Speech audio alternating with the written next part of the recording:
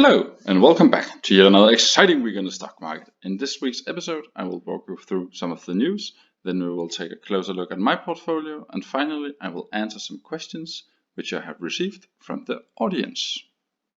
So if we start by taking a look at the news, the Oracle from Omaha, better known as Warren Buffett, has been buying back stocks in Berkshire Hathaway for $5.1 billion during Q2. This was released yesterday, as you can see in this article from CNBC, and if you want to go directly to the source, we can actually go and take a closer look at Berkshire Hathaway's webpage, go to news release, where you can see that they have to put out the second quarter earnings, and if we take a closer look at this report and then scroll down to page 2, it is stated here that approximately 5.1 million was used to repurchase Berkshire Hathaway shares during Q2. And if we then go and take a look at Berkshire Hathaway's stock price year to date, we can see when they have been buying back in May and June that looks like an attractive price compared to where the stock was in the beginning of the year. So we know that Warren Buffett currently thinks that a lot of the market is overvalued. So besides his purchase from Dominion Energy, that really big deal of close to 10 billion, and then his view on Bank of America, now we can see that he has also been buying back a significant portion of shares in his own company. So there are still opportunities out there, even for a really big investor like Warren Buffett. I will of course include links in the description below, both to the article from CNBC and to the news release from Berkshire Hathaway, so you can go and read more for yourself. And I actually think it's quite interesting to see that Warren Buffett has bought for such a big amount in his own company, since this buy is actually bigger than all of the shares that they bought back last year. So it really goes to show how much he believes in his own company. And while we're on the topic of Berkshire Hathaway, they continue to buy Bank of America stocks. This time they have been adding for 340 million more between July 31st and August 4th, bringing the total purchase this year up to 2.1 billion and increasing their stake to 11.9% of the entire outstanding shares of Bank of America. Now, let's take a closer look at my portfolio. The first thing we notice is that the value is up since there's a green circle around this week's episode, and I'm up $1,800 compared to last week. The second thing which you immediately notice is I have added a second box here, and then you can see that I have added tailored brands down here, and it is no longer up here within the companies. And then you can see here that they have filed for bankruptcy. So the reason why I have moved it down here is because I can no longer use this Google Finance function because the company is no longer traded. So I have simply had to move it out, and then I will have to do a separate accounting here and saying, well, my cost currently, if you just look to the portfolio, would be these 18,500, but in reality I have actually put it in 3,000 more. But in order to reflect that in my portfolio over here, to make this picture, it's easier just to let it stay like this, and then I have the second box here, so we have my total cost. And if you have followed this channel for the last month or so, then you will know that this is not a complete surprise for me that they are filing for bankruptcy, but as I have mentioned previously, I was willing to take a calculated risk since last week or the week before I was down around 92%, so my value at that time was around $250 for my initial investment of 3,000. So I was willing to take this calculated risk and saying, in case they file for bankruptcy, then I will lose $250 more, but in case they survive and come back in many years from now, I could actually or potentially regain my 3,000. So in this case, you could say I made the wrong choice, or at least the outcome was not what I hoped for. This gives me the chance to talk about what actually happens when one of your companies files for bankruptcy. So as an investor, now you are left with two options. You can either hold your stocks and wait for the bankruptcy to be resolved, which can take years, and most likely you are not going to see any money from that. Or you can try to sell the stocks to someone who is specialized in buying companies which has been bankrupt at a lower price than the bankruptcy was actually declared on the stock exchange. And while we're on the topic of bad news within the portfolio, if we then go to Seeking Alpha, then I have received an email regarding that US cruise lines will not operate until November at least, and that is really bad for Carnival Corporation. If we then continue down the line with Carnival Corporations, we can see that they are now launching equity offerings to repurchase convertible notes. This is an operation we have seen from airlines within Europe as well, where they try to sell some of the shares at a really low price since the shares has dropped significantly in order to raise more capital. This is really companies trying to do whatever they can in order to build more liquidity since they are in serious need of cash. You can see here that Carnival Corporation is burning 650 million currently on a monthly basis. So they would be insolvent in a year and a half unless they start operating again. If we then continue with some more positive news, then Realty Income Corp has beaten their revenue by 57 million, and they have also invested 154 million into 32 new properties. Including in that is 2 new properties in the UK, so I'm really happy to see that they are expanding to new markets. If we then continue, we can see that they have collected 91.5% of the July rent, and they have reinstated their 2020 guidance, so that is really positive news.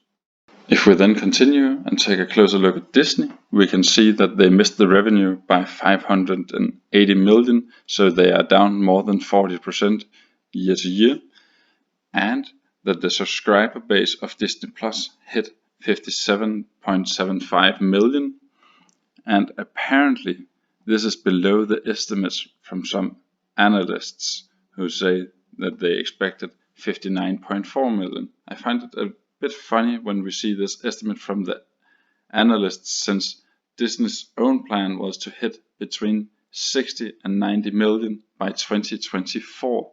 So I mean, they are almost there 4 years prior. And if we then take a look at the Disney stock, then we can see that the stock has increased quite dramatically in value after this has been announced.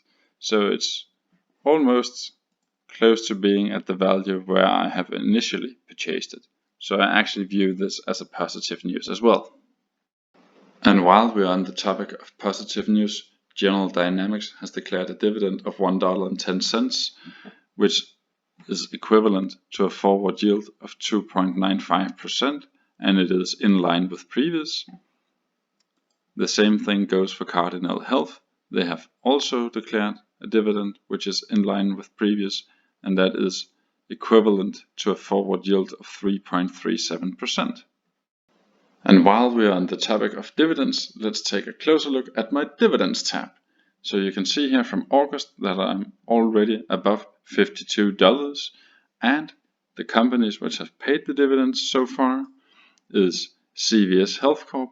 They paid me a little more, or close to $30. Then we have JP Morgan, who paid a little more than $4, and then LTC, who paid a little more than $11, and then there was Verizon Communications, who paid a little more than $7.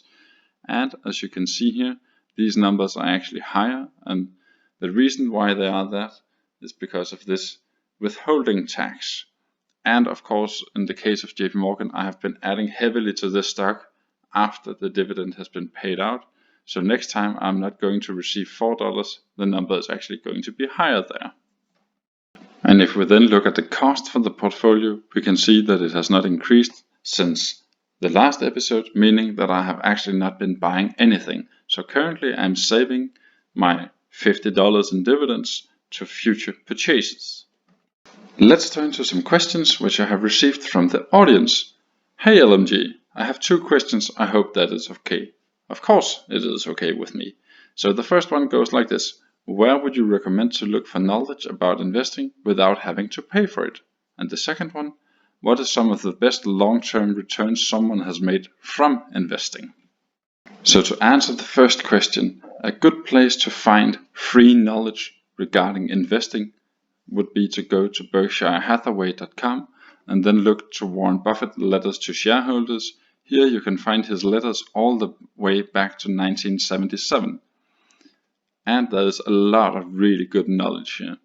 And to answer your second question of what a good long-term return would be, if we then take a closer look at his letters to shareholders from 2018, and if I then zoom in here, then you can see that the average return from Berkshire Hathaway is 20.5% from the period 1965 to 2018. And just to compare, the average return of the S&P 500 was 9.7%, and that is including dividends.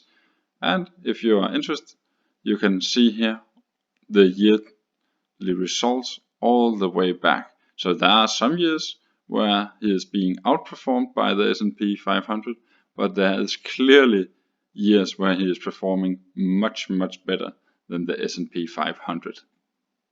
And to my knowledge, this is the best long-term return I have seen. Of course, there are people who has beaten this 20.5% average return over 10 years or 15 years, but I don't think I have ever seen anyone beaten this over a 50-year period. The next question I have received goes like this. Hey LMG, what is the laziest way that I can invest my money, and how much do I need in order to get started? I do not want to investigate stocks and spend time on analyzing companies. So, I have one clear answer here. Well, you definitely do not want to pick individual stocks with this kind of attitude. What you are looking for is probably ETFs, meaning exchange traded funds. So let's say you decide to go with an ETF. What should you then look for in an ETF? Well, there's 2 things which you really need to consider. How much does it cost to invest every time that you want to invest in it? And what are the yearly expenses, meaning the expense ratio? So in this case, I have taken a closer look at VYM. The reason why I've chosen VYM is simply just because it is a high dividend paying ETF and I like dividends. Next, there is an expense ratio which is quite low of 0.06%. If we then go and take a closer look here of the overview, here you can see the 10 biggest holdings which they have. So it's Johnson & Johnson, Procter & Gamble, JP Morgan, and so on and so forth, all the way down here. But what you really need to consider when buying an ETF is the expense ratio and how much you have to pay every time you want to add more funds into this. The next thing here, which I do not know, is where the viewer is from, because the answer actually depends a little upon where you are located. For instance, if you are from Denmark and you want to be truly lazy when you're buying an ETF, then you probably want to go with a Danish broker, because if you go with a foreign broker, then you will have to report to the Danish tax authorities yourself. And in order to be truly lazy, you would like to avoid that. I know that means that you will probably have to pay more, since if you're buying from a Danish broker, there is typically a minimum fee every time you trade. And unfortunately, I do not know how much you are being charged. So in order to answer this question about how much you need in order to get started, I would expect that you need at least 5 or 10,000 Danish kroner for this to make sense at all. So unfortunately, I can't answer your question to the precise nature which you hopefully would have wanted, and giving you an exact amount for how much you needed to get started. However, I think that I could actually provide you with some valid pointers on what you should consider when you want to get started. So that covered yet another exciting week on the stock market. And until I see you next Sunday, remember to comment, like and subscribe. Bye!